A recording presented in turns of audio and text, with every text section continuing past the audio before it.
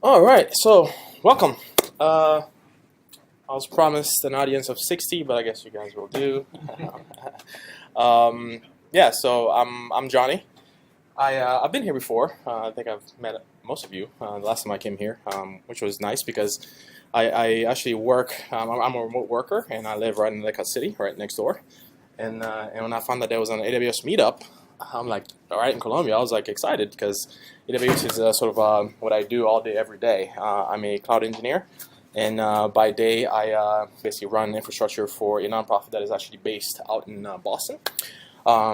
They do education and sort of educational equity. So effectively, they work with school leaders and teachers throughout the country, basically underserved communities, to try and sort of bring their level up, right, in order to be able for them to be able to do a better job at teaching kids, again, in underserved communities. So I love what I do. It's for me, it has the kind of impact that I'd like to have on the world. So I actually enjoy what I do for them quite a bit. So if I've never met you before, I like to think of this as my sort of my thought leadering collage. But in all honesty, in every instance here, I've been sort of teaching something or talking about something that's interesting, at least to me, that I think is of value to others. So every opportunity to sort of stand in front of folks and sort of impart some knowledge and teach and also learn from you, I take that stuff very seriously. So thank you for being here and listening, and hopefully what you get out of this today will be of value to you. I am, as I mentioned, I live right here in Lake City. I run the Baltimore Go user group. I usually trip between Boston and Baltimore because I also ran the Boston Go user group back when I lived in Boston a few years ago. And I also ran the Boston Ruby group. So that said, I'm involved, as you might imagine, I'm involved quite a bit in the communities that I'm part of. And specifically Go these days, because that's what I'm doing pretty much, I'd say 99% of the time now in terms of programming language. That's what I use day to day. So the stuff we're going to be talking about later is heavily Go based, although obviously there are some infrastructure level stuff that is AWS, but and when it comes time to actually seeing some code on the screen and being able to talk about it, hopefully Go is interesting to you, and you can ask questions, and I'm happy to answer them. I'm a member of GoBridge, which is part of the Go community. GoBridge helps sort of put together sort of workshops for underrepresented folks in the tech community. So typically we'll have like a Saturday, Sunday sort of workshop, 2-day workshop, sometimes a day-long workshops where we invite those who are either trying to get into the tech industry or trying to transition careers and whatnot, whatever the case may be. We'll basically have these free 2-day-long workshops to sort of onboard these folks into the industry, kind of give them a taste of what it's like to be a Go developer and a member of the Go community as a whole. So if that sounds interesting to you, stay tuned. We're going to have another workshop coming up, hopefully before end of year, if not soon after the year starts. And we're always looking for volunteers to help teach. So there might be opportunity there. If that's something that's interesting to you, there might be opportunity there to sort of participate and give a hand. I already mentioned Baltimore Go. We meet on the first Tuesday of the month, every month, consistently. And we are at the City Garage off of the highway, so in Baltimore. So if you get a chance and Go interesting to you, please do stop by. We'd love to have you, even if you're a complete newbie to Go.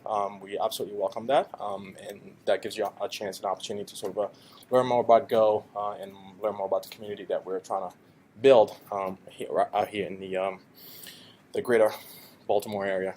Can I consider this to be part of the greater Baltimore area? It's close enough, right? Sure. Yeah, sure. Let's go with that.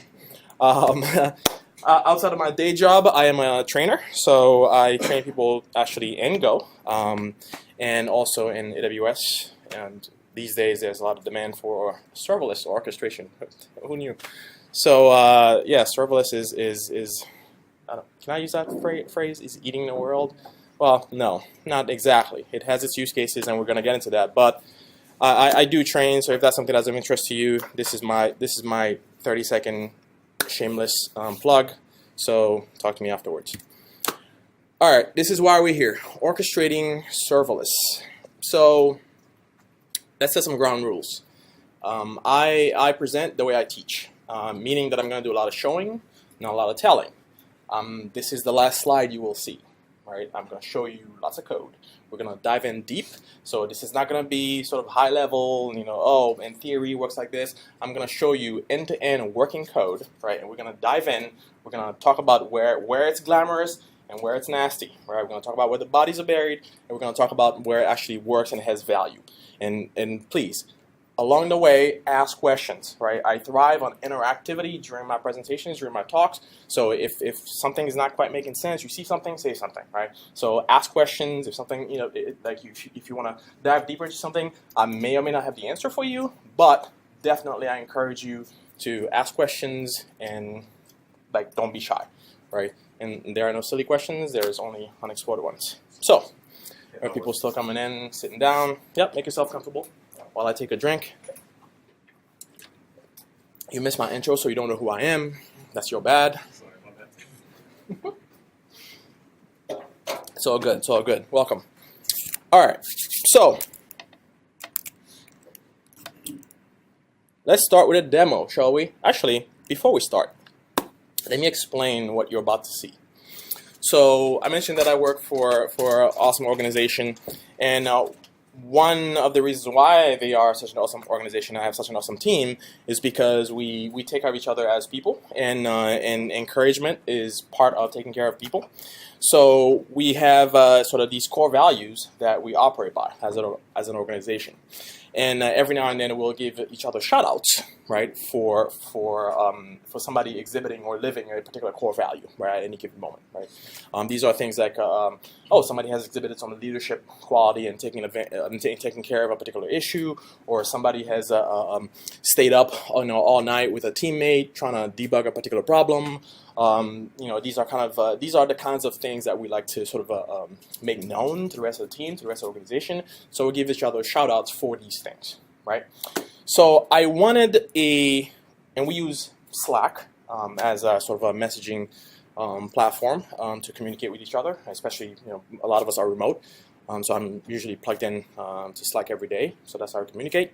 And I wanted to use Slack as a means, right, of being able to give shout-outs and also start to record this information so that, at some point we can sort of do things like, leaderboards, although that might be a little too political, but to be able to sort of record these things and sort of hopefully in the future, do like beautiful graphs and who's getting shout outs and for what and when throughout the year, that kind of stuff. So it starts basically with having a system that you can actually give shout outs, right, for everybody to be aware of others' accomplishments, but also eventually sort of to start to do something with that data. And I wanted another excuse to use more serverless and basically to sort of guide the organization towards using serverless technology for more and more of our workloads. We do use that already for a lot of the things we do, but this was a sort of a fun way, sort of a low risk way of actually using the technology. Plus, it gave me sort of a chance to try out some different things as well. So that's sort of the background for what you're about to see. All right, so right here, and I'm going to change my display to mirror because I cannot be looking at this and talking to you at the same time and trying to code at the same time. All right, so let's move these out the way. Awesome. So I have a Slack workspace that basically I have a channel that I've created for demo purposes, and Slack allows you to create bot users. It also allows you to create what's called a slash command. The sort of slash command, the difference is sort of negligible for this particular use case, but know that it's basically you can add this command to your Slack workspace, and with a particular, starting with a slash, with a particular, whatever the keyword happens to be for your application, you put in the keyword, and then when you hit enter, Slack takes care of actually relaying whatever you typed in, across their servers to whatever service, right, you've configured, right, to whatever your application or integration happens to be, right. So in this case, as you might have guessed, my particular application is called shoutouts. slash shoutout, and if you just basically start out with just shoutout and you hit enter, what you will get is a response from the application, right, called shoutouts, which has been integrated into this workspace. That basically it just wakes up and realizes that, oh, okay, you've issued the command, and it's smart enough not to sort of although there's little you can do without some form of command, some sort of instruction to the bot. There's it'll basically, the first thing it'll do if you just send nothing is just say, oh, okay, here's the help, right? So in other words, it defaults to giving you some help, or you can ask it directly, hey, can I have some help, and it gives you back the same output, right? So there's some nice usability things in there as well. So right away you can kind of see there's a lot of different things you can do, right, with this particular slash command. So what we'll talk about today is how you might be able to see, right, what the core values are. So again, I mentioned that the organization, we sort of live and operate by these core values, and your organization may have different core values, whatever they may be, but I'm going to show what ours are. And the ability to give a shout out, right, we're going to explore that. So these two alone should be able to sort of give us enough to play around with to see how the whole thing is kind of put together. And by the way, there are no servers involved anywhere about what I'm going to be talking about. So that's sort of the point, right? Everything is function as a service, and there's a few of them, and we're going to see how the whole thing sort of comes together. Okay, so if I wanted to understand what our core values are, so I can just type in shout out, help, and ask for what the core values are. So what happens is it goes through the Slack servers, basically relays the command to the application.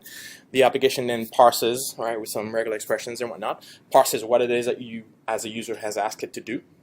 And it says, in this case, I'm asking for a definition, what the core values are that I can give, right, to a teammate. And it gives me back a sort of a nice laid out, sort of rendered output.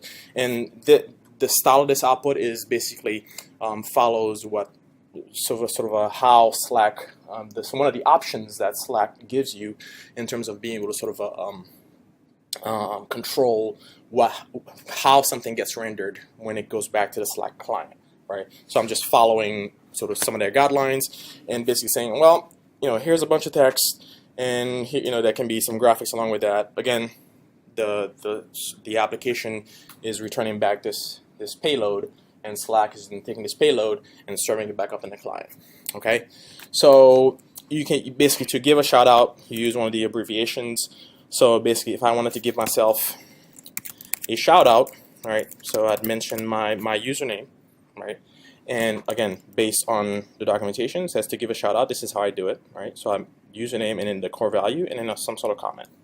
Okay, so I'm going to say bold thinking, because I must be thinking boldly to be doing a live demo like this in front of you at the risk of something breaking. But let's go with that. So I'm going to give myself a bold thinking shout out. Although I'm toying with the idea of that you should be able to give yourself a shout out, but that's details. Okay, so doing a demo at the Columbia AWS Meetup. And when I do that, it says, hey, you sent a shout out.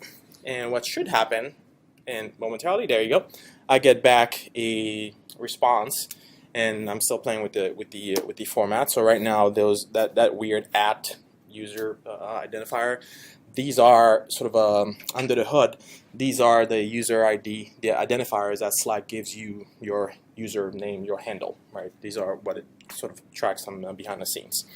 So first, when you issue the shout out, the immediate response is basically the acknowledgement, right, that I choose to give to the user. Say, hey, you sent a shout out, right? And then you notice the delay, right? That delay, right, was a Lambda function spinning up, right? Therefore, the exhibited sort of slow start time, that's part of the cold start, right? So I made it a point not to touch these lambdas right before coming here and giving it this demo, because I wanted to show you that if you have a particular lambda function, or a particular function that's sitting and hasn't been used for a little while, at least 15 minutes by my calculations, it takes a little while, right? Not a whole lot of time, but it takes a little while for the cold boot for it basically to start. So if I were to give myself another shout out, say maybe team first. Great work, team. It should be a little faster, right? So you see this time around, it's a little faster because Amazon has basically frozen that Lambda for me so that the next time somebody makes a request, you can just say, hey, this thing's already, I've used it recently, right? Let me just use it, okay? So that's the first thing to notice there.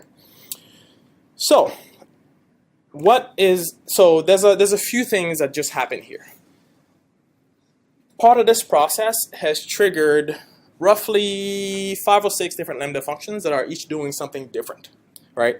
And we'll talk about sort of what these things are doing. But first, before I do that, it makes sense to show you what the architecture for this particular application is like. All right, so this is the architecture for what you just saw. Let's talk about the different pieces. Okay, so this is my Slack client, right? This is the client I was in, okay? And I issued a shoutout command, right? That went to the Slack servers, wherever they may be, whatever they're doing, wherever they are, right? At that point, I've configured, because my application, okay, as I've defined it to Slack, I needed to provide some sort of an endpoint, right, for Slack to hit, okay, when somebody submits a shoutout. Slack says, okay, I'm going to submit whatever the payload that the user has typed in, whatever shoutout may be. I'm going to send that payload to your endpoint, which I happen to define an API gateway, okay? And then API gateway then is going to invoke, right, a Lambda function, right, which is going to handle that particular request. That particular request is going to do one of several things. It could be that, okay, if for whatever reason there's something went horribly wrong, it would return an error back to Slack, which would return, which would tell the user something, right? That, hey, something went wrong. For whatever reason, the service couldn't reply to this. Or it could say, okay, the user just typed in the word shoutout with no command, right? And so that way it falls back to the help. And we're going to walk through the code and kind of see how this all comes together. Or it could say, oh, the user typed /shoutout, with help, asking for help. And in which case, we provide the help listing that we saw earlier, or they say, hey, can I see the core values that you want to give a shout out for, right? In which case, we saw that too. So all of that is handled, right, at this level. When the user decided, okay, I actually want to give a shout out now. I'm not just asking for help. I'm not just trying to feel around and see what the thing can do. I actually want to do one of the actions, right? I actually want to submit a shout out. It then says, okay, good. Is everything formatted correctly? Great. It then puts a payload onto a queue, right, an SQS queue. That then triggers, right, and we're going to talk about why in a second. That then triggers a Lambda function, right? That basically we have the Lambda service is polling, on a queue to basically say, hey, whenever something comes in, I want you to trigger a Lambda function. That Lambda function then is our shoutout processor. Our shoutout processor has got one job. Right? Its one job is to actually take the incoming payload and actually turn around and trigger a state machine, which is defined in AWS step functions, right? Which is a mechanism for actually orchestrating serverless components, actually orchestrating either Lambda function invocations, or there's something called an activity, which we can talk about in a little bit as well. Although there's no use of activities here, I do want to show you what the differences are and why you want to choose one over the other, or actually have them work together. So once this shoutout processor triggers this the state machine, as defined in step functions, that state machine then basically says, okay, there are 3 other Lambda functions that are going to be invoked as part of the execution of that state machine.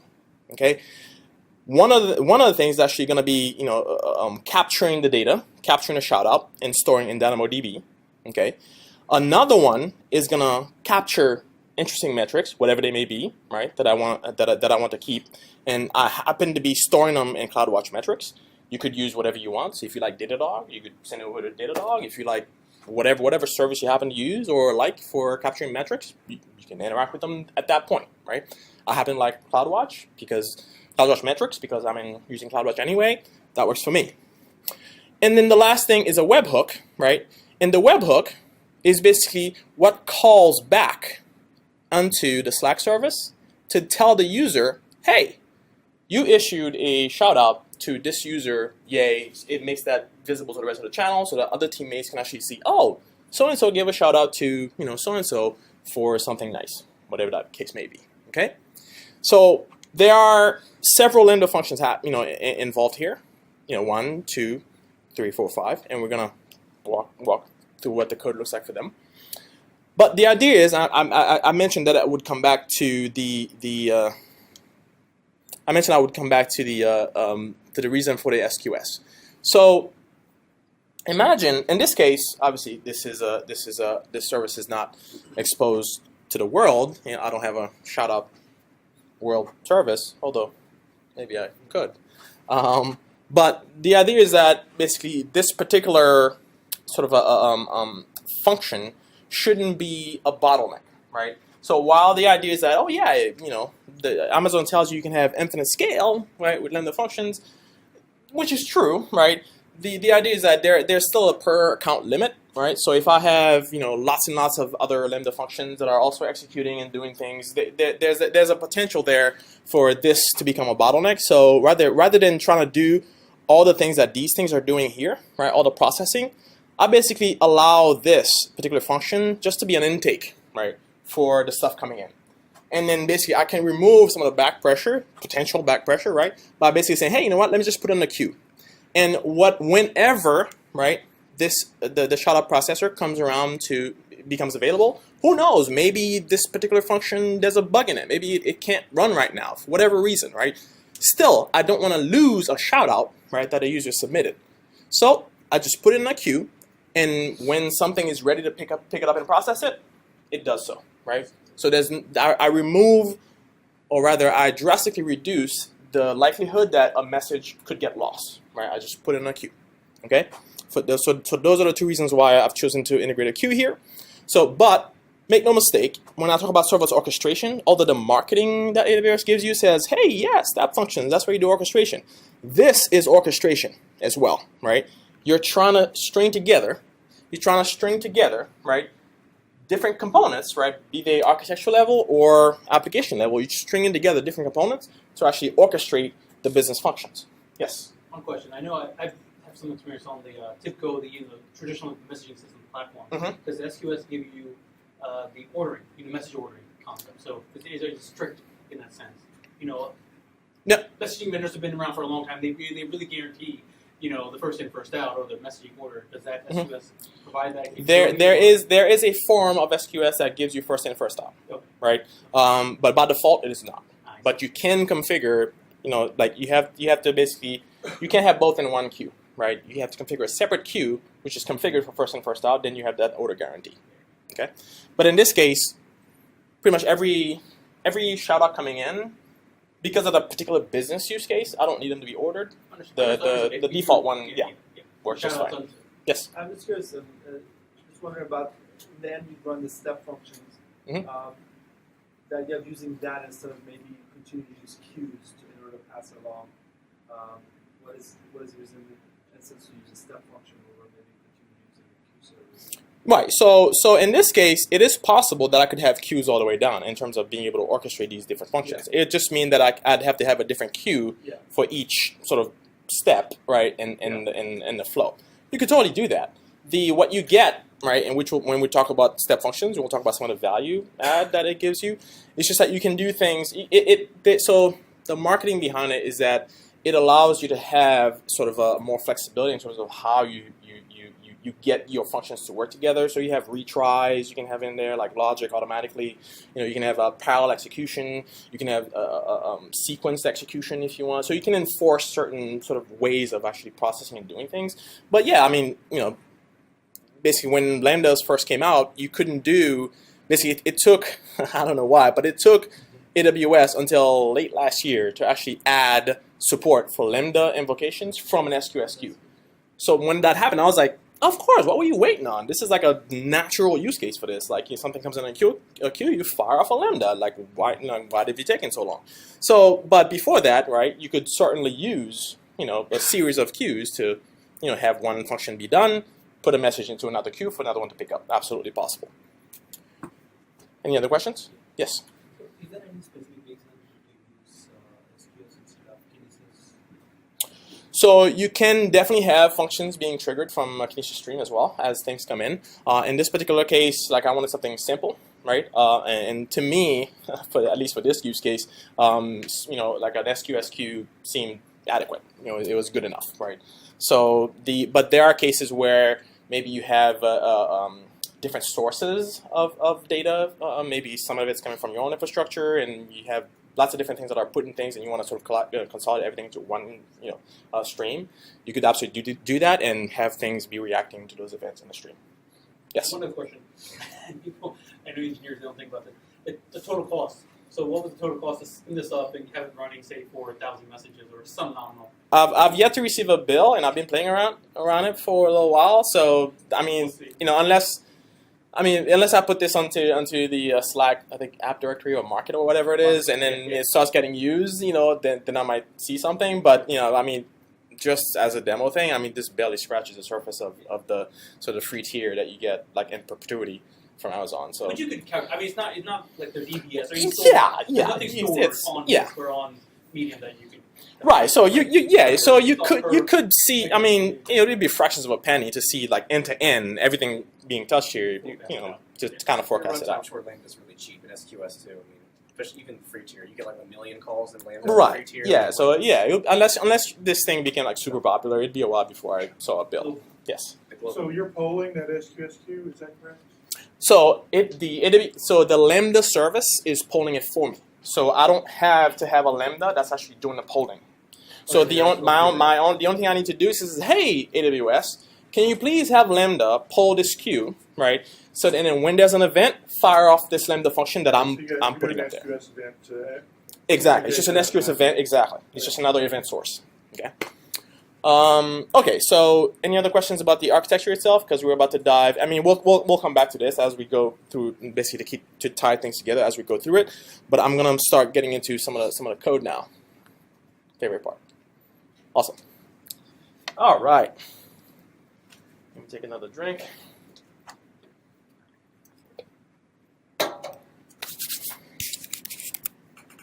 All right, let's look at some code.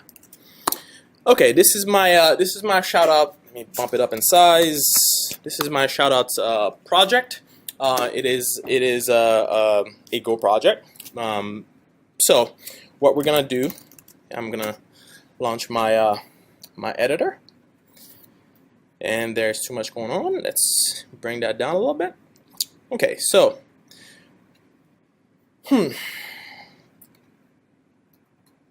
there's a lot going on. So I'm gonna try and sort of introduce things in sequence as much as I can. But we are gonna be jumping around a little bit. So please, if I lose you while jumping around, let me know. Again, don't be afraid to ask questions. Let's start out with our handler. So if you recall, right, this particular function is what is actually reacting to the Slack event. Actually, before that, it is worth seeing how. So this is this is the configuration workspace for that particular Slack workspace that I was issuing the commands in. And I basically said, hey, I want to create a new / command. And I go and configure it. And one of the things that it asks you, it says, okay, what is the command? What should the command be like? What is the keyword for this command? I provide it. And it asks me for an endpoint, right? It says basically, where should I send this payload when the user invokes your / command? Okay, and this is the endpoint. This is an API gateway endpoint. We're going to see that. We're going to see where that's defined in the code very soon. And then I say, hey, it's a GET request, and there's a token, and I know this is recorded, and I will definitely be regenerating this token as soon as this talk is over. Yeah, you can in this icon here. I borrowed it from the Nom project. Awesome project, by the way. If you want some iconography, should give attribution to the author for that. Yeah, so it even gives you a preview of what the command is going to look like when it interacts back with the channel. So, but the important thing here is that there's an endpoint, right? Okay, so keep that in mind. We're going to come back to that. So this is the handler. This is the first, basically, the moment the request comes into the API gateway. API gateway says basically hands over that request, right? Proxies it right over to this Lambda function. So what does this Lambda function look like? Well, and by the way, this is Go code, obviously. If I didn't make that clear, this is Go code, and part of this presentation is also an attempt at clandestinely trying to convert you over to Go, right? To making you like Go programmers. So I will spend a little time talking about Go. So in Go, basically, by the time this sort of function is ready to go, when I build and ship this function, it's just an executable, right? It's just a in this case, because the executable runs in a Linux environment. So and I'll show you the build command for that. So I just basically package up, right, a compatible binary for that particular environment, for the Lambda environment, and it's just an executable that basically the AWS platform is going to invoke. Pass in a payload, right? Event data, whatever the case may be, just pass in a payload, and then now my function can react to it. So the way you build binaries in Go is to basically have a piece of code with a package main, right, and a function main. That is the entry point into every executable Go program, not necessarily a library. So I'm being deliberate about the use of my words here. So an executable starts with a package main, function main. So in this function main, right, I make use of the AWS provided SDK for Lambda, right? So they have one for Go, they have one for .NET environments, they have one for Python. Obviously, that was actually the first one. They have one for Java. They have one for maybe one or two other ones, but they have one for Go. And basically, I invoke the start function from that Lambda package from the SDK, and I basically say, hey, this is the handler, and this handler is a function. Let's jump to that function and see what it actually looks like. This function, basically, the event that it's going to take, because I know ahead of time that this particular handler is going to receive a proxied request from API gateway, I basically type, right, this particular request variable, I type it as an event.api gateway proxy request.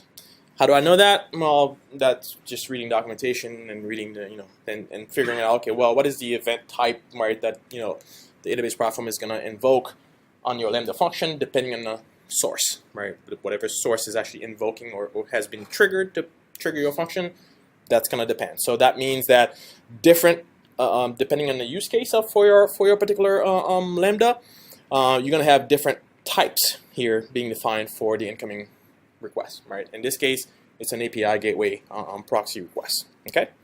And what I'm going to be returning back, right, again, because my response is going back out through the API gateway, right, I have to provide basically a response of the right type so that API gateway can do the right thing, okay? So I'm going to sort of be deliberately hand-wavy on some of these things because in the interest of time. So the first thing I do here is don't worry about the context. The context is a way of actually, well, yeah, I'm going to be hand-wavy about that. Ask me later if you want to learn more about Go. But first thing I do here is to parse the command. This is one of my functions that I create, and I'm basically saying, hey, I want to understand what is the command that the user has submitted to my application. I want to understand what it is, right? So I parse the command, and I basically look at the query string parameters. So if you recall, right, the Slack servers are going to be issuing a GET request to my endpoint, and they're going to be stringing along a bunch of query string parameters in that GET request, right? So what I do is I'm going to look in that, basically that URL, that query string list of parameters, and to figure out what the user has submitted, right? That's where all my data is going to come from. So what does that command look like? What does that function look like, rather? Let's move some of this out the way. Okay. So basically I'm receiving sort of a map, right? Key value pairs from my query string. And I'm basically trying to figure out, okay, did the user ask me for help, or did they ask me, are they actually doing a shout out, or are they trying to list, are they trying to do, so there's whatever functionality I happen to have, in my application, I'm trying to figure out basically what the user's trying to do, right? So let's look at one of these things. So when I say, hey, parse the help, well, I'm basically saying, hey, is the text, right? The text being one of the query string parameters that Slack is sending over to me. I'm basically saying, hey, is the text, either help or help usage or help values. Remember, one of the comments I issued was help values, and it gave me back a nicely formatted response. Basically, I'm trying to figure out, okay, if it wasn't one of these things, then move along and try to parse, okay, is it a shout out command now? Is it a list command? So on and so forth. But the idea being that I'll try to be intelligent, right, about what the user's trying to do, right? There's no magic to it. It's just, doing some regular expressions and doing some string lookups and trying to figure out, okay, what is the user trying to do? Okay, so let's look real quick at when I asked for when the user asked for the usage stuff, I basically put together, right, a response which gets converted into JSON back to the Slack client. So again, I'm going to be hand wavy about this stuff because I want us to keep talking about the orchestration stuff and less about the specifics of the application. Okay, so but by the end I return back whatever the user wants to do. Okay, so whether it would be help or shout out, whatever the command is, by the end I have myself a command, right? And then I can then execute that command, right? So if it's a help, I'll send that back down as a proxy response, right? If I can't understand it, I'll send back a bad request, in which case Slack does the right thing and tells the user something went wrong. And by the end, if all goes well, I send back a JSON payload, right, to Slack. So it says, hey, do render this stuff to the end user. Okay, so that is our function. That is our handler function.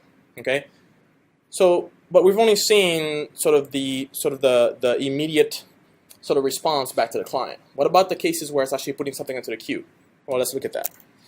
So if the command that the user has issued, right, turns out to be a shoutout command, as we saw before when I give myself a shout out, bold thinking, team first, whatever. Again, this is what the incoming payload looks like. Okay. What I do is some regular expression foo to figure out what kind of shout out they're trying to give. And I do a bunch of string matching and some crazy stuff. And in the end, I figured out, okay, this is what the actual shout out is, right? So I have a shout out command. Okay. My shout out command is just again, this is more Go related stuff. It's just a struct that happens to have an execute command on it, so that when I say, hey, execute this command, we can figure out, okay, if it's a help, I send it back immediately in the response. If it's an actual shout out, I'm gonna put it on the queue. Okay, so here, this is where I formulate my SQS message payload, right? I basically, now that I have a shout out command, right, which is what's stored inside of my command struct, I actually put that, right? I convert that into a slice of bytes, right? Just marshal JSON payload, and then I put that onto, where is it? Yeah, I put that onto a queue using this send message command. Right. Again, this SQS client is just a standard SQS. Let's look at where this is defined. This is a standard SQS, which is basically part of the one of the SDKs that sort of Amazon makes available. So pretty much everything. Oh, by the way, everything you can do by API or that's documented on AWS. The Go SDK and from AWS allows you to do all these things as well. Yes. Is that I know they have the SDK kind of preloaded, but is the SQS one is that available, or is that you have to zip that up? I know some stuff you have to zip up, but nope. SQS and all the AWS. All the AWS services are available. You can basically the APIs and SDKs are all available for all of them pretty much. So these days there's no, when they release updates to the SDKs, they release them for all the support languages all at once. So there's no delay in anything. And in the end, basically when this code is packaged and shipped, right, then you get into sort of how does Go do dependency and packaging and all that stuff. It just pulls on all the code, compiles, the bytecode, whatever, for that particular platform. So it's just a static binary. It doesn't rely on anything outside of out in the environment. everything is packaged up into the executable, and it just does its thing. Okay. So yeah, so when we do our execute, did we look at our execute? Execute. Maybe it's not in here. Execute. There you go. Yeah, so when we do our execute, if it's a shoutout command, we put that, this is where we put it onto the queue. Okay? So any questions about that? This, in theory, it's all pretty straightforward, just syntax. Right? Okay, so we've looked at what this does. Okay? It goes into the queue, and now this particular function wakes up with the sole job of actually taking this payload that comes off the queue and actually invoking or triggering, right, the execution of a step function state machine. Let's look at that, what that looks like real quick. Okay, so let's close this one and let's look at the shoutout processor. All right. So what this one does, again, hopefully what should start making sense is that each of these functions, although they are part of the same like project, like I've chosen to bundle them all in the same project, these things are completely independent of each other. They're not even aware of each other's existence, right? One doesn't refer to the other one directly. Matter of fact, that's an any pattern. You shouldn't have a Lambda call another Lambda function. You use like queues and step functions or whatever it is to orchestrate, right, what they're doing. They can emit events, they can do these kinds of things, but it's actually an anti-pattern to have one call the other. In most cases, right? So this one, basically, we initialize a session and for be able to use the SDK, the AWS SDK, and then we have a state machine, or rather SFN, abbreviation for step function. Basically, we just need one of those clients, and we use our session to actually do that. So what does our handler look like? Interestingly enough, same pattern here, right? Function main, package main, function main. We have our Lambda, we have our handler, right? Same thing as we saw before. In this particular case, remember our event was a little different last time? This one, right, because we're pulling something off of a queue, the event type is going to be different because we're going to get a queue, an event from a queue, right? So we have to, our functions, right, whatever they're responding to, they're going to tailor, right, the incoming data type, right, to whatever, to whatever the source happens to be. So in this case, right, we're going to get an event, and because when you pull, right, an event from a queue, it's not just one event you're pulling. It's not just one message, right? You can pull, I believe, up to 10, like a batch of 10, all at once, right? When you pull from the queue. So which is why I'm sort of iterating through the records, right, within that pull, right? I'm iterating through the records and basically assembling, right, all the information that I need to package up to provide to the state machine that I'm going to trigger the execution of. Okay, so that's what I'm doing here. I'm assembling the input.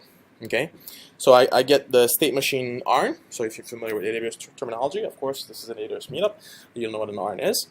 So I pull the ARN, right, and obviously it's going to depend on whatever environments I have configured. If I had a staging, production, development, whatever it is, the ARN might be different for each one of them.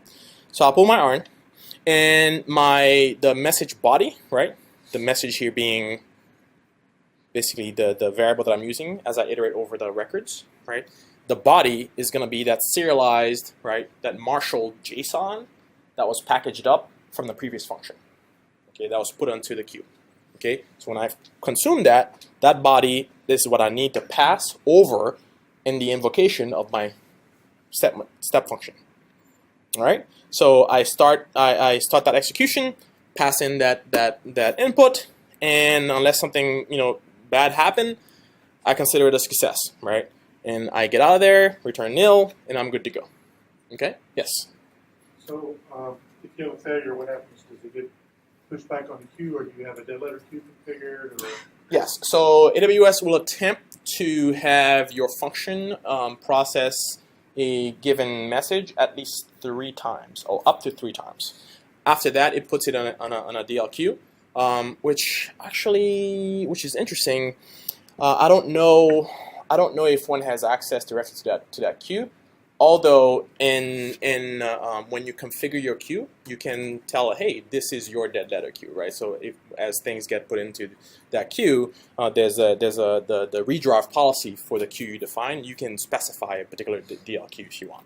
Yes. Is the failure is it per message or is it the batch? I think I was reading it's the whole batch. It's one thing fails within the whole batch, it fails the whole all of it.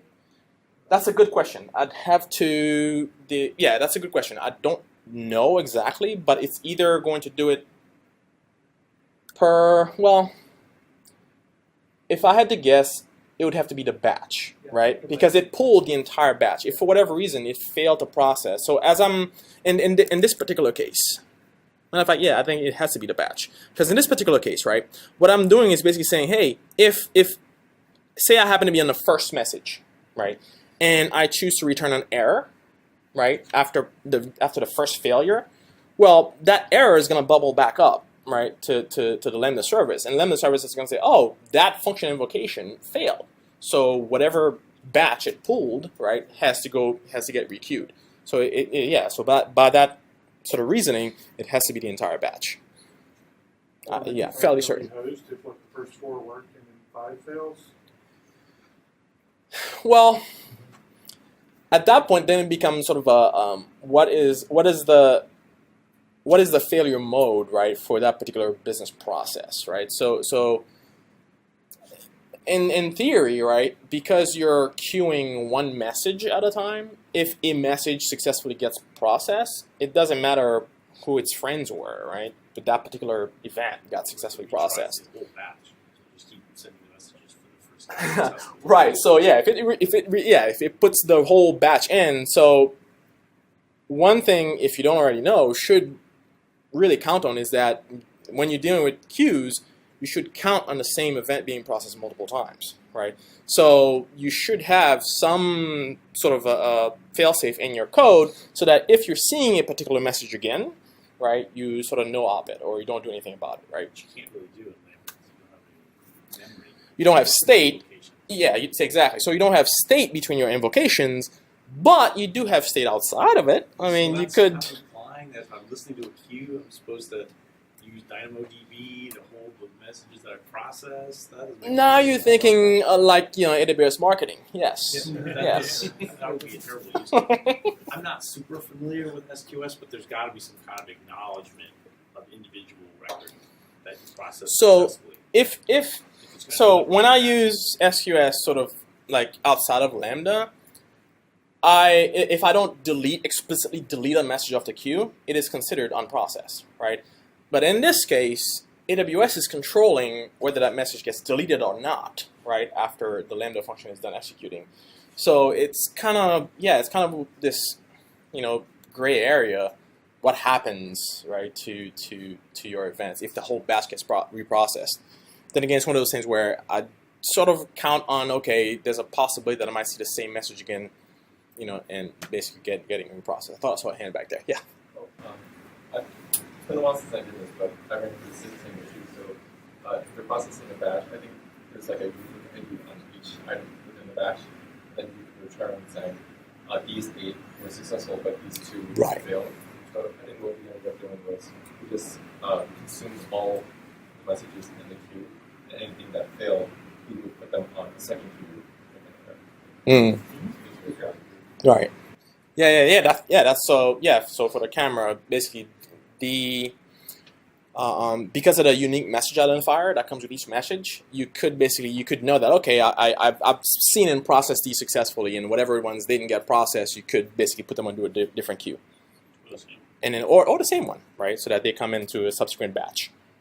Yep, totally makes sense. Yes. I believe, again, I'm not entirely sure, but I believe there's metadata on the messages that says how many times they process. Or attempted, right? Yeah, or attempted. That's possible. Queue, like if we're not talking. If you specifically SQS, there is like job queues, beanstalk D. Yes, there is a metadata that tells you the time the message is there, what's the age of the message, how many attempts were made, and all that. But overall, the pattern should be your application, if possible, should be sort of idempotent to to the processing. This message can be returned back. So I'm doing a quick dive into the types in the SDK. I'm not seeing like an indication or anything that might tell me if that message has been seen before and how many I don't times. know what's hiding in these string list values of string SQS message attribute, but there could easily be some sort of string key value pair. True. Yeah, that's actually worth investigating further. Yeah. Good questions. All right. So, any other questions on this particular one? Yes. Yeah, how often is cheat code? I believe it's a very, very short interval, so there's not going to be a significant delay between invocations. So basically, if a Lambda takes a batch of 10, and there's more, it'll keep invoking. Like, it'll be very, very, very quickly. So, configurable? Is there, you want to hold a certain time? I think you can configure. Well, that's another good question. So I don't know. What I do know, you can sort of once a particular message or batch gets pulled off the queue, there's so those messages have sort of a visibility window on which if they're not either deleted or if they're not deleted, they find their way back into the queue. So if your Lambda function for whatever reason just hung on to them too long, AWS would consider them sort of a like basically not successfully processed and just requeue them, even though your Lambda is hanging on to them, right? So, but I don't know if you can configure how quickly, right? So you'd have to be sort of high. You'd have to have sort of a global visibility window.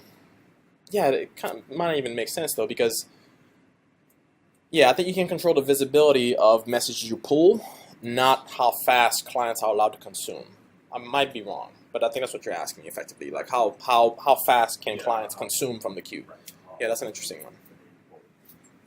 You said this was event-based, right? So once Yes. a message hits the queue, it sends an event to the next Lambda that says, Yep. hey, use poll. So then does that Lambda say, okay, I need to poll for so long and then turn No, there's no polling. So your Lambda doesn't poll the queue. Your Lambda gets invoked and it's given a payload, right? So where is it? So the handler for this. So by the time your function is getting invoked, there's already data to process, right? So it's already pulled off the queue, and your function is just hey, you go process this, you go process that, right? How does the batch part of that work? Like, if you say, I want to process maximum batch size, and that's 10 or 20 or 100, I don't know. Mm-hmm. So as SQS gets a message, does a Lambda function immediately invoke that one, or does it wait for a window to try to see if there's more messages? It'll get 10 or whatever's left, right? So if you have less than 10 messages in the queue, right, your invocation will receive whatever that quantity is. So basically, you could have like, if you have 8 messages show up all at once, and your Lambda function gets invoked, you get the 8, right? So if you've ever used SQS outside of Lambda, what's happening here is that there's an AWS managed EC2 instance that's blocked on the queue. It grabs, something gets put on the queue, it wakes up. Time to start a Docker container for your EC2 instance. It's going to then go consume all of the events that are possible, that are currently pended up on the queue, put them in a batch, shove it off into your AWS, and it runs. Mm-hmm. And during that period of time, more may be accumulating. Right. And the next one that comes back, is there anything left? I'll grab all those. So you'll get one first, probably, then maybe a batch. And then if nothing hangs out for a while, it'll shut off your Docker instance. And then the whole process starts up again. Right. So you're not really polling. Amazon's doing that. Right. It's blocking for you. Right. Yeah, that makes sense. Does that scale well? SQS? This whole, like the whole SQS Lambda, like does that scale well? Like if you get like 100 or 1,000 all of a sudden show up in your queue. Oh well, you're at that point you're really only limited by one well probably your biggest limiting factor is the concurrent the number of concurrent executions allowed for Lambda functions on your particular account, right? So by default, it's like 1,000. So that would basically be blocking there. Does Slack throttle you? I assume that they have some code on there. Well, I have. So it's an interesting question, right? But like, I'm wondering. Well, if they throttle me, that kind of be like hypocritical on their part, because if they ask me to configure, an app in their ecosystem, right? I mean, they have to be invoking every time somebody does something with my / command, right? So yeah, so it would be kind of weird if they were like throttling me. Like you basically have the ability to push into someone's Slack channel with a token. So you could have like, I'm going to send spam to everybody, right? A zillion times a second with that token. So the opposite. Right. Yeah. I'm sure there's some mitigation strategies around that. Okay, so we have talked about the shoutout processor. That was what we just looked at, and we invoke a step function which sort of manages these things. Now it is time for me to show you, right, before I even show you these other three, because they're similar in nature to the other function we just saw. I'm going to show you not only this, but how we deploy this whole soup, right? How we get this whole thing onto the servers, into the cloud. So AWS tells you that the best possible way to deploy serverless applications into their ecosystem is to use something that they call SAM, the Serverless Application Model. So the Serverless Application Model is basically a way of defining serverless applications for the AWS platform using effectively a superset, or is it a subset? But either way, it's like an augmentation of CloudFormation. Okay, CloudFormation, if for some odd reason you're not aware, is basically a way of orchestrating components and when you're trying to get things onto AWS's cloud. So you can configure VPCs, EC2 instances, auto-scaling strategies, queues, blah, blah, blah. It doesn't matter. Anything that you can, I think there's very little you cannot orchestrate and configure with CloudFormation these days. Although CloudFormation, interestingly enough, as new services on the AWS ecosystem comes out, CloudFormation tends to sort of lag behind by a couple months or so before it has support for these things. But in this case, we're not really affected by that. So in effect, the CloudFormation, if you're familiar with CloudFormation, you might see something like this. You might see this extra bit here that you typically wouldn't see on non-SAM templates, which is basically this transform, right? Which basically says, hey, by the way, when this template, right, this bunch of YAML can also be in JSON if you prefer. Although I don't know why you would, but you can push this up to the cloud, and basically the state machine of CloudFormation is basically going to transcode or translate this into execution steps that it can follow. And when it sees this, it's going to say like, oh, okay, you're using the AWS Serverless Transform, which means that there's some abbreviations, right? There's some shortcuts you can take in terms of defining your architecture, your components in the template that it's going to take care of, sort of unfurling for you. Sort of, it's going to take care of sort of translating those sort of short definitions into the full-blown thing that you otherwise would have had to do in your typical serverless, not serverless, in your typical CloudFormation templates. Okay. So other than that, the SAM template or deployment mechanism is pretty much just a glorified CloudFormation template, right? It just does some nice shortcuts behind the scenes for you. So I'm gonna skip over all this jazz and get to the good stuff, right? So the good stuff. Well, let's start out with some of the things that we've already talked about, which are, for example, our handler function. So this particular bit of YAML code is all that is needed to deploy our shoutouts handler, right? Which is backed by our API gateway, right? So if we think about sort of the architecture again, this piece right here, right? The API gateway definition and this piece right here, right? Our Lambda function definition are handled by this block of code or of YAML. So what we're looking at here is that you specify, okay, here's a resource, and you can name these whatever you want. I happen to call mine shoutout handler function. And the type, right, which is sort of the important bit here, you say, hey, this is a serverless function, okay?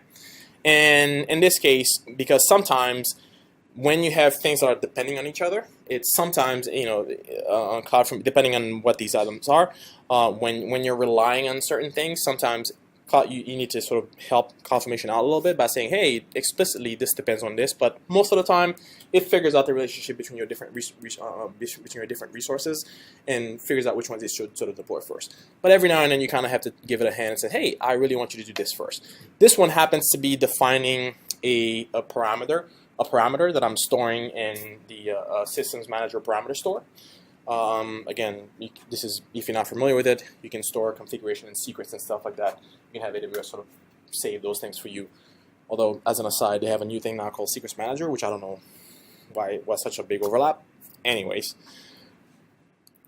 I'm pulling this parameter that I'm gonna because I'm using this parameter down here. I am explicitly saying that I depend on it. Okay, moving along. I define a role, and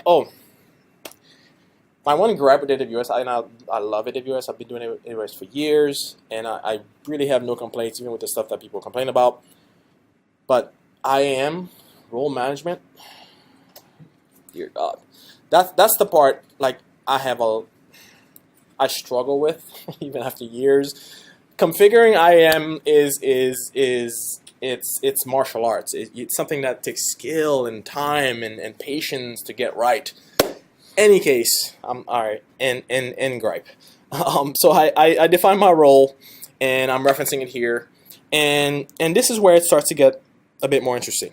So this code URI, I'm going to show you how this gets built. But to deploy functions into the AWS Cloud Platform, you package up your binary into a zip file. That's it. Whether you're doing it manually and right-clicking and saying zip, or whether you're doing, using some of the things I'm going to show you here. I happen to like make, so I orchestrate these things on the command line with make. However you do that, at the end of the day, if you have a zip file, you can has Lambda. Okay, so and I specify what the handler should be. So this ends up being, interesting enough, I'm not sure if this is poorly named or maybe my own misunderstanding, but this is a bad name for what ends up being sort of the name of your executable. Whatever the executable you build, whatever name you give it, the actual file name, right? Whatever name you give it is what goes here. Okay, that's the handler, right? That is the name of the executable that the environment in AWS is going to call, right? Say run this process, run this program. That it needs to be the name of your program, of your executable. And I have a runtime. Again, we've talked about the different runtimes that are supported. When you want to deploy Go things, you tell it, hey, this is a Go program, and it knows what to do there.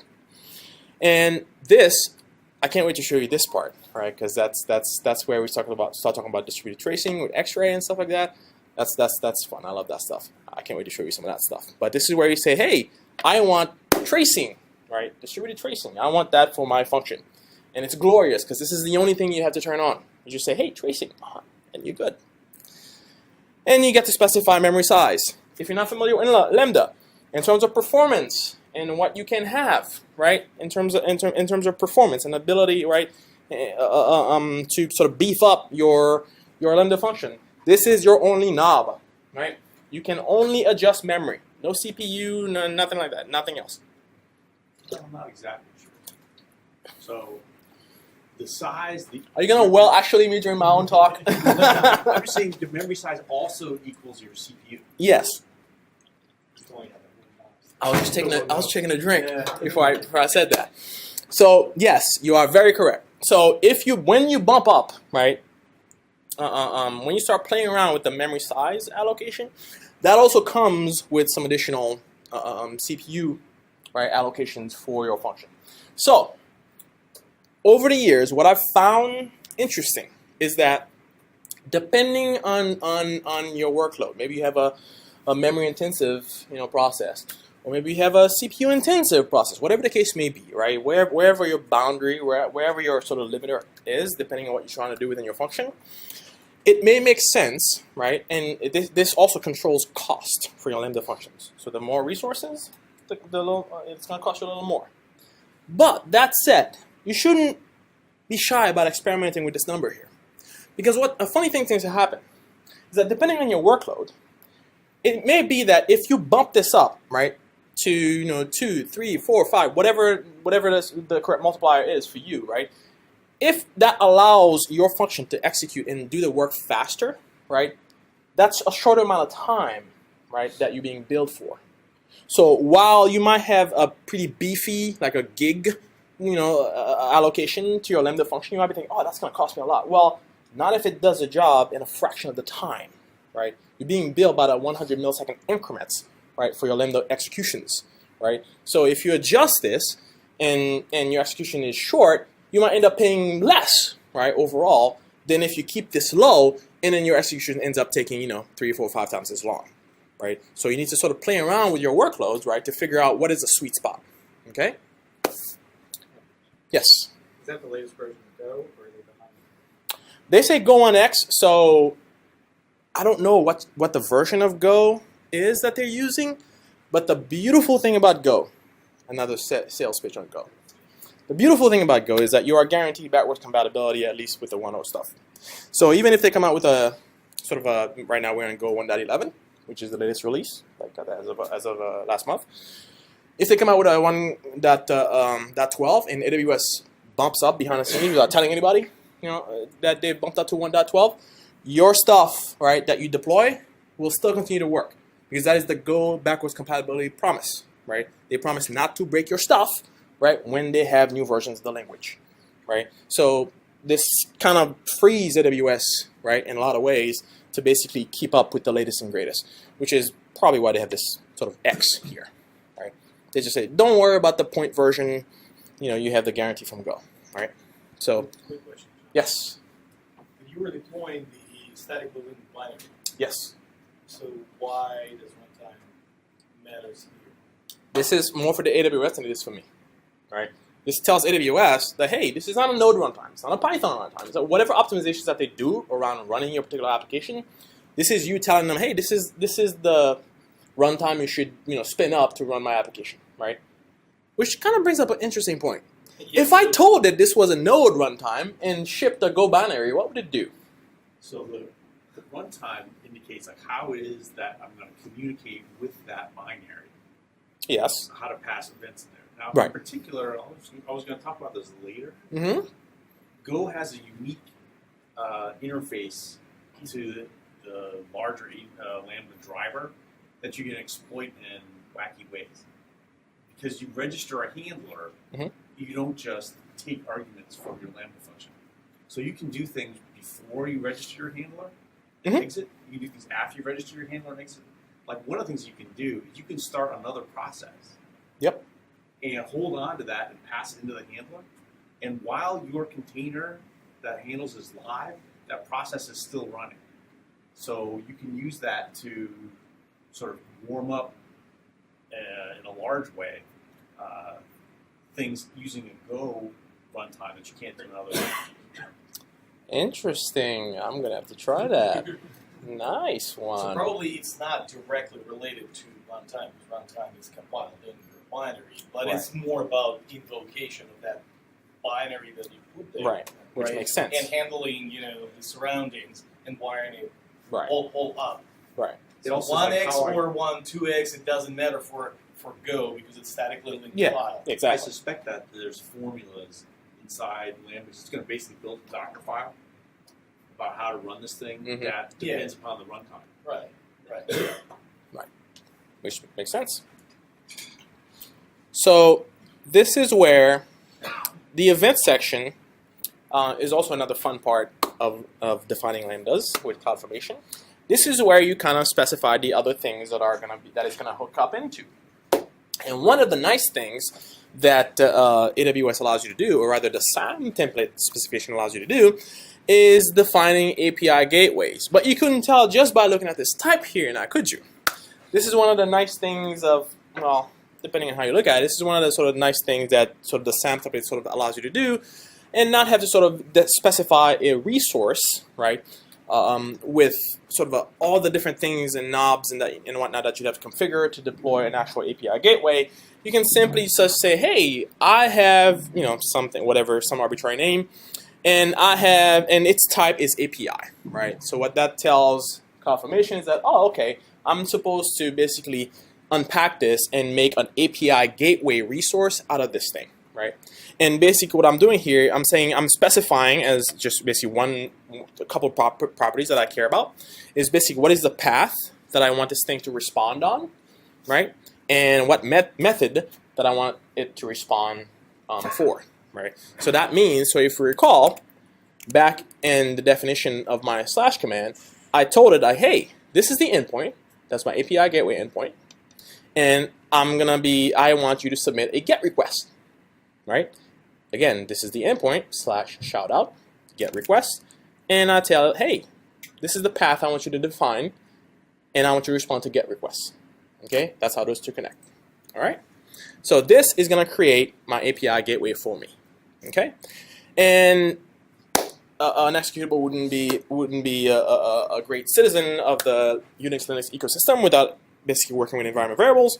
So we can define whatever those environment variables may be that are needed by our application. In this particular case, I have a Slack token, which we saw on the Slack console, and there's a key URL, which is where I'm putting the messages that the handler receives. It needs a key URL to dump those things in, and that is how you define a function in CloudFormation. Okay. So what other goodies are there? So I promised you we would talk about this piece right here. What is that? Where do we define that? Well, I'm not going to give you the marketing spiel around that stuff. What I will do, however, is show you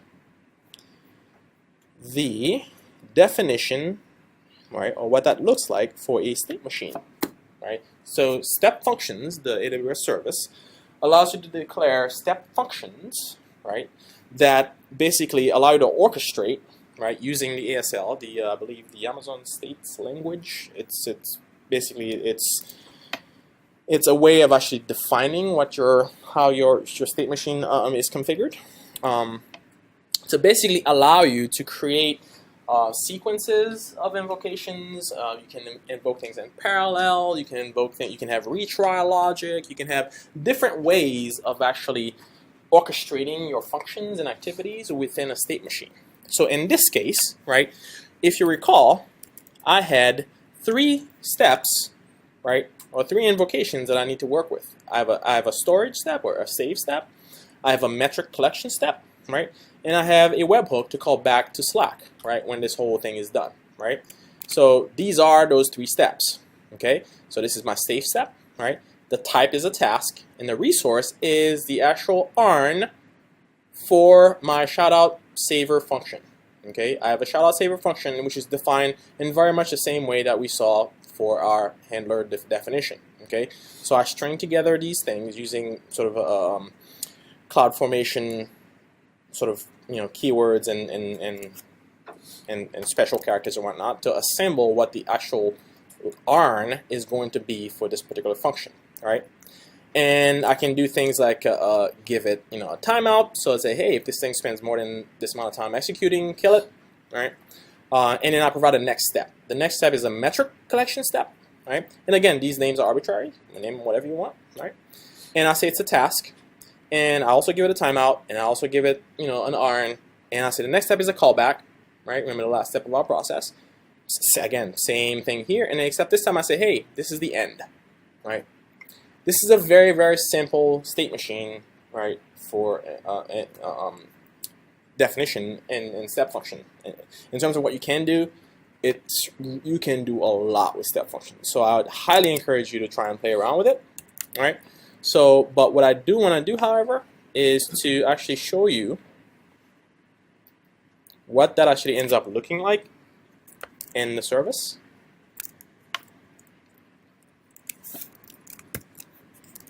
So if I go into step functions, when I deploy all of these things, and I'm not going to deploy because it takes a long time to get everything sort of packaged up, and I'm on my phone Wi-Fi, and I don't want to eat up my data plan for y'all. Okay. So let's look at the definition for that step, for that state machine. So again, remember, we were seeing this pretty much this very block of code, right, that we saw in the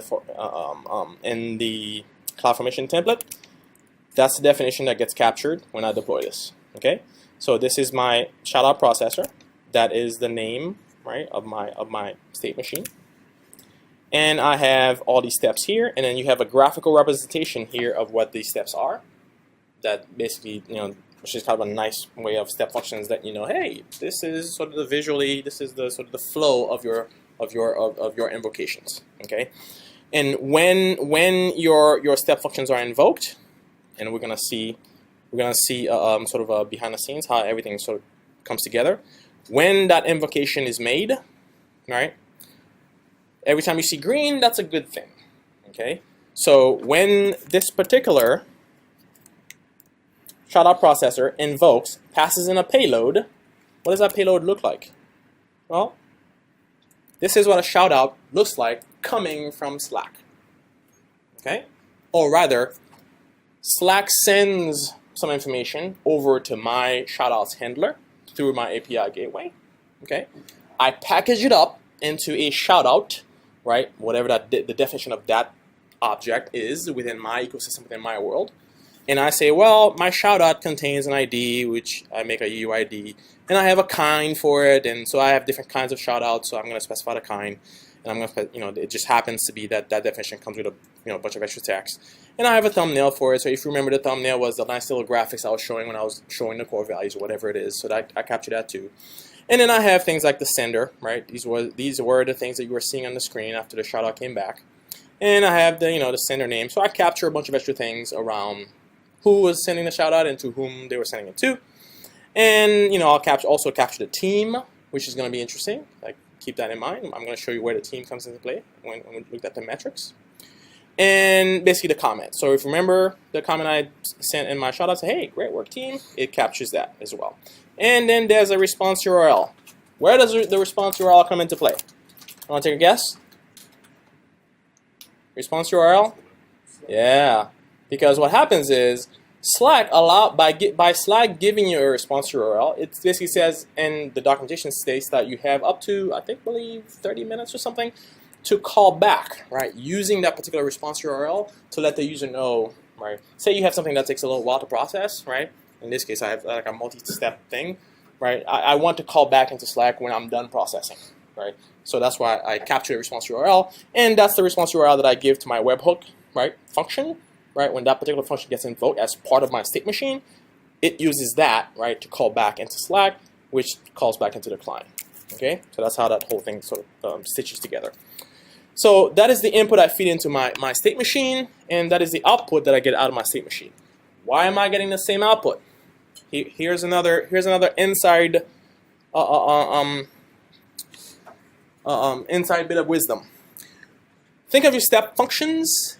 Think of the functions that are part of your state machine as sort of a pass-through entities, whereby it's going to take an input, right, and it's going to have an output.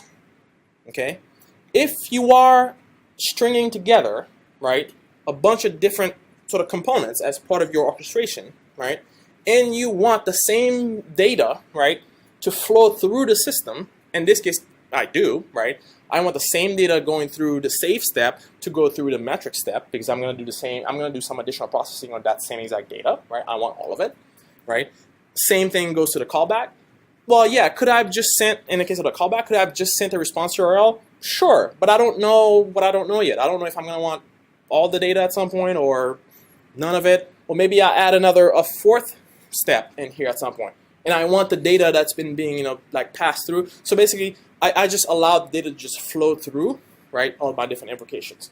So that means that when this step gets invoked, the input I give it is what the step function was invoked with. And it outputs back out to me the exact same data that came in, right? It doesn't, if it needs to alter it, it can, right? But in this case, it comes in, I do what I want with, I get what I want out of it, and I put it right back out. And step function does the right thing there. It just says, oh, this thing has executed. I give it this input. It executed, it gave me output.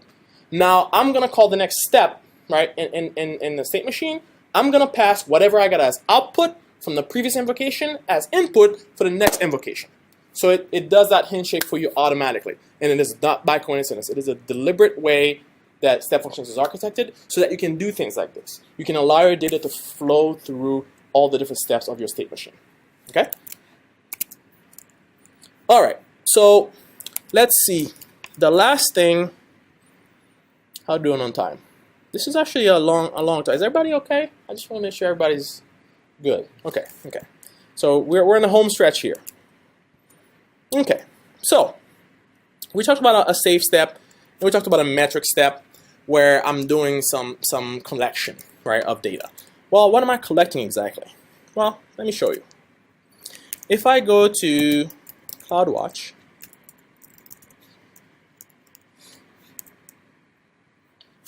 I told you before that I don't mind using CloudWatch metrics. It's not the best, metric system out there, but it works just fine. All right.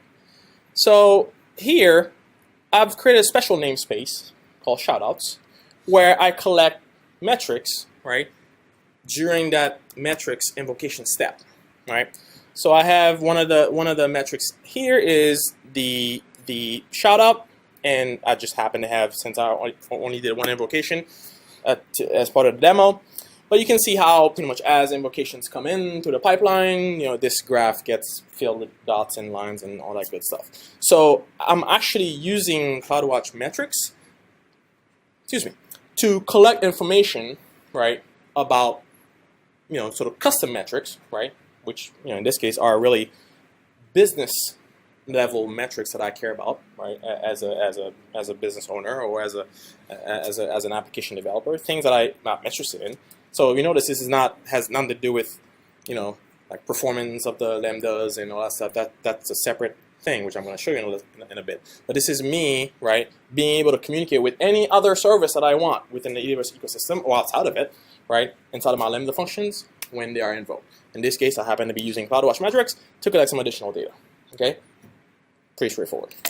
All right, and this particular one happens to be, right, so this is more sort of a sort of lower level in the sense that I'm capturing callbacks that I make to the Slack service, right? So I happen to call this metric shoutout callback because I want to make sure that it's coming from. I want to know that it's coming from the callback step, right?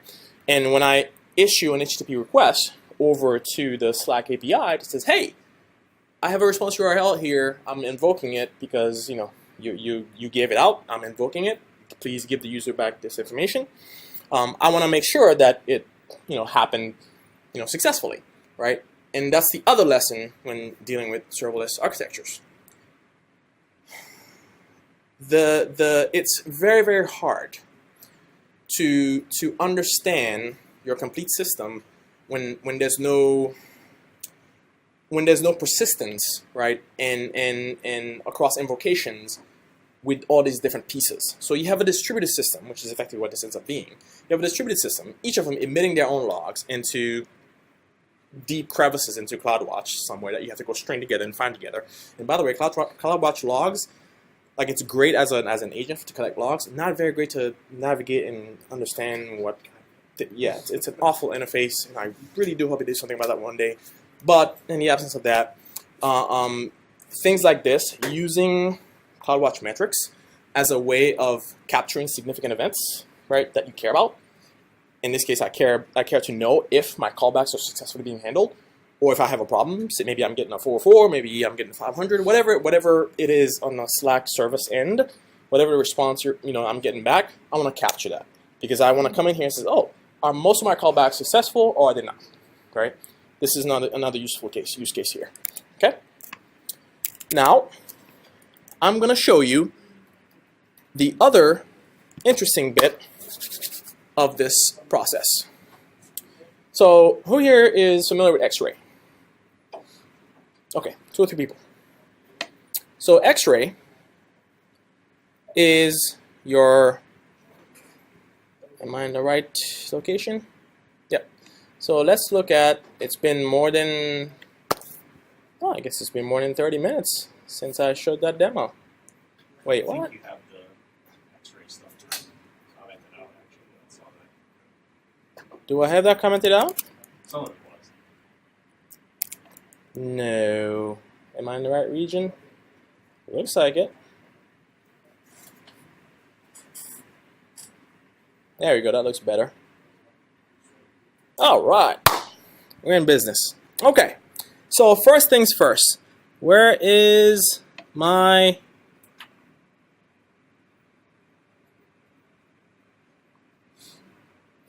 Oh, you know what? I was looking for the API gateway where it actually comes in, where the request comes in. But I think there's one more knob that needs to be turned on. That's for later. So what you're seeing here, this is both a good thing and a bad thing, and I'll explain why. It's a good thing because so if you remember the names of our functions, you have your metrics, you have saver, you have callback, processor, and this is the handler. These are every single one of the functions that were invoked as part of my step function execution, right? But I deliberately kept this to one invocation because I wanted to show you that one step function invocation actually generated basically all these different seemingly separate sort of segments, right? Using X-ray terminology, separate segments, right, for each invocation. But they're part of the same step function. Like what I was really hoping to see, right, is sort of this hop between the different sort of between different functions being invoked, right, as part of my one step function invocation, right? And the reason why that is because step functions is not yet fully integrated with X-ray, right? So it doesn't know how to stitch together this. Doesn't know that it's part of the same segment, so it can't stitch them together based on that segment ID, right? So for now, right, and I'm sure this is something AWS will fix at some point. For now, it just basically every invocation appears to be disjointed from every other when really they are part of the same unit of work, so to speak. Okay, so if we look at the shoutout handler, we have things like traces. So every time there's an invocation, you're gonna see a little uptick like this. Hopefully, because right now everything is green, you have 100% success on the OK. And you look at the traces, right, and you have things like this, whereby you can look at, right, any given one of the invocations, right, for that particular function, and you get some extra data about it. So in this case, I'm like, oh, okay, cool. These things are taking, okay, as a whole, this thing took about 13 milliseconds to process, right? So the beautiful thing is that X-ray has an SDK as well. So if you're doing interesting things within a Lambda function, you can actually create subsegments, right? So I can have more things underneath here that particular Lambda invocation could be doing. Maybe I'm capturing metrics around those things. So I can see some additional details, right? If I want, I can instrument that particular Lambda function to capture additional metrics, okay? So that's X-ray. So the last thing I wanted to show you was what happens was the save step, which I should have saved X-ray for last because that was the coolest part, I think. But I did promise, I did show you the this particular step, which is basically saving to DynamoDB, and basically again, you've seen this pattern before. You have a client, you have a session.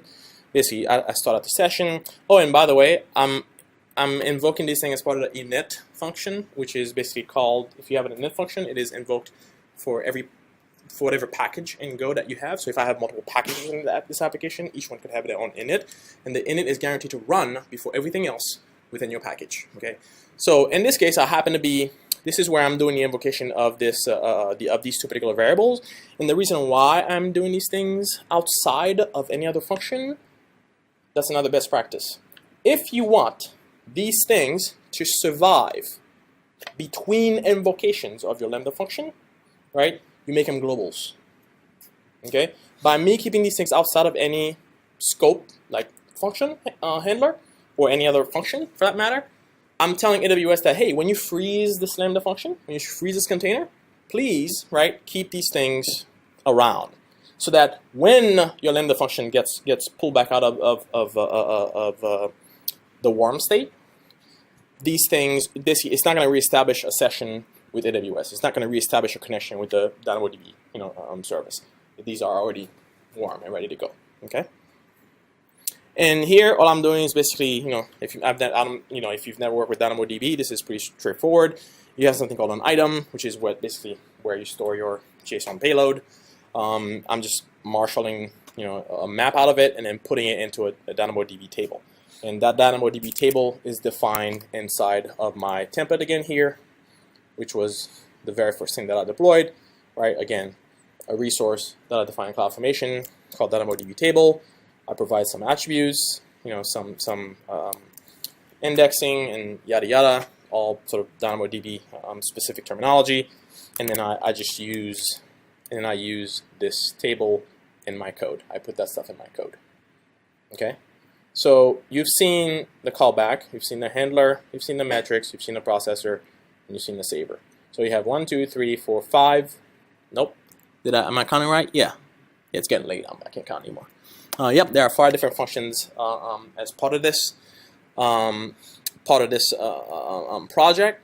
Could have been different. That's another thing. Let me preface that by saying there's no best practices around this stuff yet, right? So you want to have some people who like to keep these things to separate GitHub repositories. You're gonna have people who like to keep them into one project.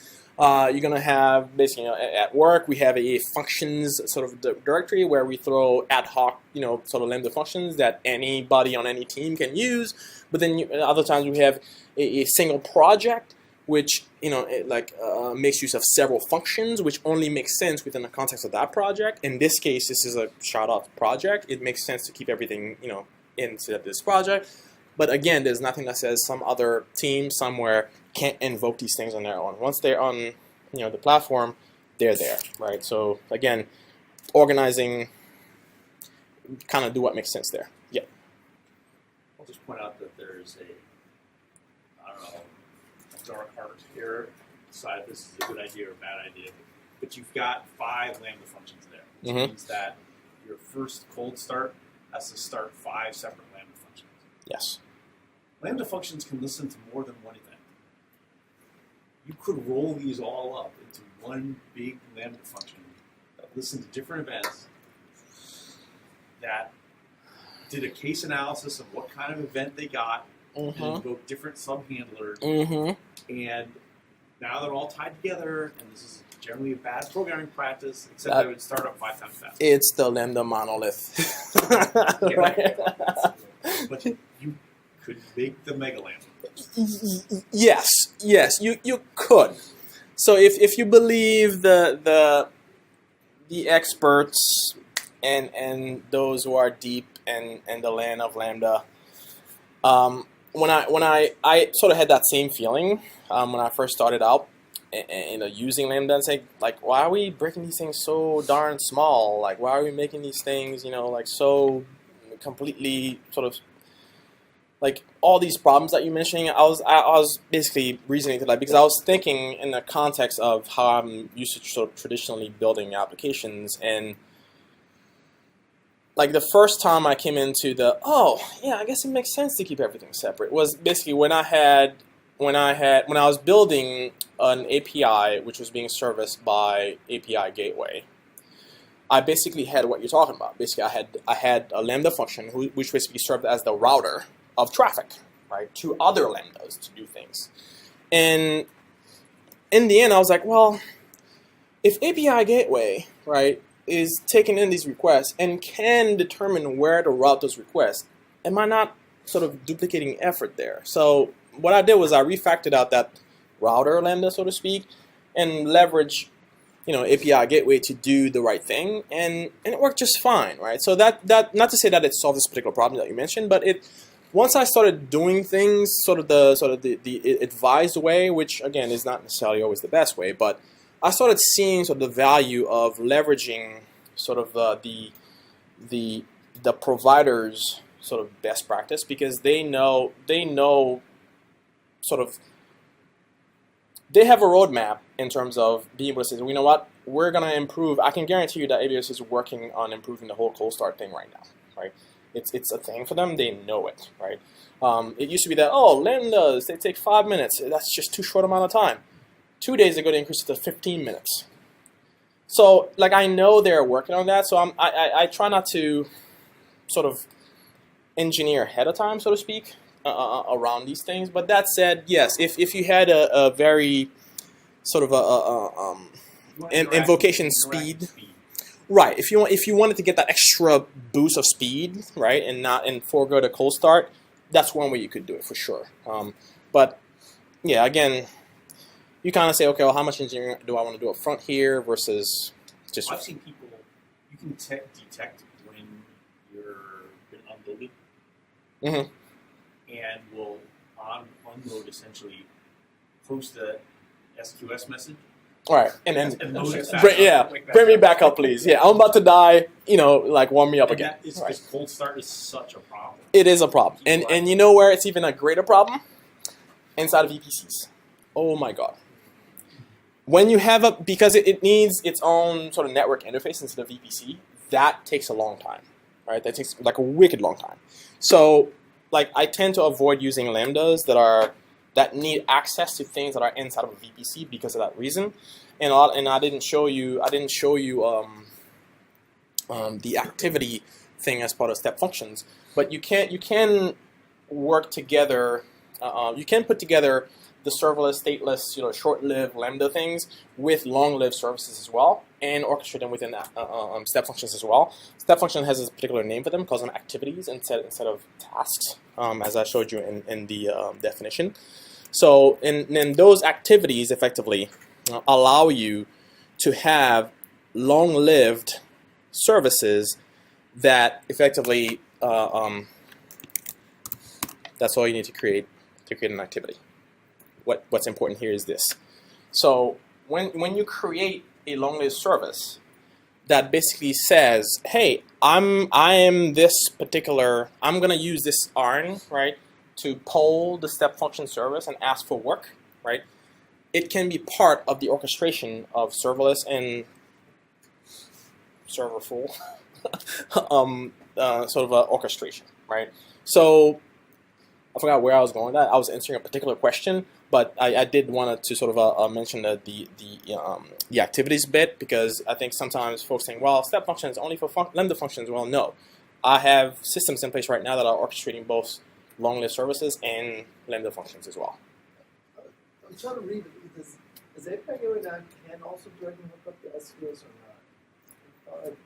Does API Gateway hook into SQS? Like, can you put directly? Oh, and when some event comes in, put it in the queue? Yeah. So I've never heard of that. I don't know if it's impossible. I would ask why you want that though. Well, I mean, if we're talking about necessarily the cold start, you just directly put it. I mean, if you have no processing, then your Lambda function can be triggered by the SQS queue, right? Well, that depends on if you wanna if the client is expecting sort of a synchronous response back. Then I expect a response back. Right. Yeah, I think I'm wondering if that's Right. What Yeah. would you put in the queue? What is it? What would you put in the queue? The That request, would be the request. The request it's all like in what format? like JSONify, get method, body. I guess. Just the body? You include the header? Yeah, you include the entire everything. API Gateway knows about the incoming request, puts everything in there. Yeah, I could see that. Yeah, but then again, is it synchronous or asynchronous? What's the expectation that you have with your clients? But yeah, I've been talking for a long time, and I've been answering questions. I can still continue to answer questions, but I want to basically, yield the floor, cede the floor for any closing remarks. The one thing I'll say is that this stuff is pretty fun. I had a ton of fun putting together this particular project, and learned a good bit about sort of the do's and don'ts and some of the things that they talk about, some of the things that they don't talk about. But this stuff is pretty fun, and I use serverless components quite a bit at work to do a lot of the sort of data pipeline kind of work and processing. And this is really, well, I don't. If you listen to certain people, this will like replace containers and VMs and what. Yeah, that's just fluff. This stuff basically it can be used in conjunction with the existing infrastructure and existing applications. They're just basically another tool in a toolbox. So I do hope you give it a try, and if you have questions beyond what you've asked today, please get in touch. I love talking about this stuff. I love teaching this stuff. So yeah, hopefully this was useful.